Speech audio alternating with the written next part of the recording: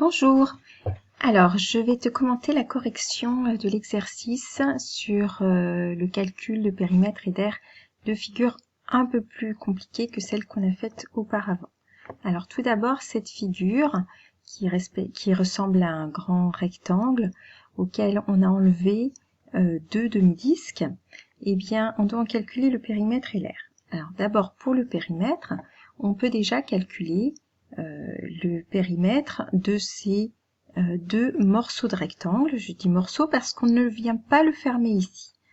Donc c'est ce côté-là, celui-là, plus celui-là.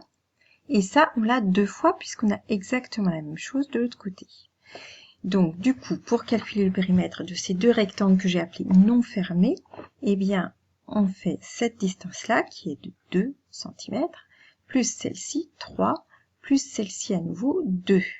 Donc ça nous fait 2 plus 3 plus 2, et on multiplie tout ça par 2, puisque l'on a la même chose à gauche et à droite. Ensuite, il faut rajouter à ce calcul, il faut rajouter les deux demi-cercles que l'on a ici, et le deuxième est ici. Mais deux demi-cercles, ça fait en fait un cercle complet.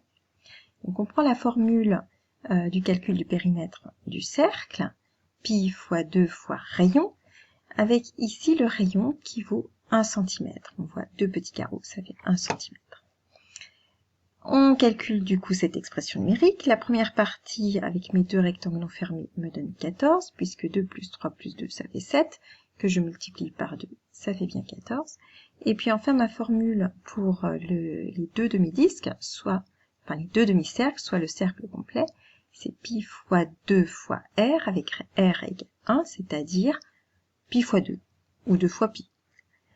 Je calcule ensuite avec ma calculatrice et la touche pi, ça me donne une valeur approchée au centième de 20,28 cm. Pour l'aire, on raisonne avec ce grand rectangle auquel on enlève deux demi-disques, soit un disque complet. Ce grand rectangle, eh bien sa longueur c'est 6 cm, fois sa largeur 3 cm, donc 3 fois 6, qui me fait 18, et j'enlève un disque complet. La formule pour calculer l'aire du disque, c'est pi fois r, et ici, r est égal à 1, donc ça me fait pi fois 1, c'est-à-dire pi.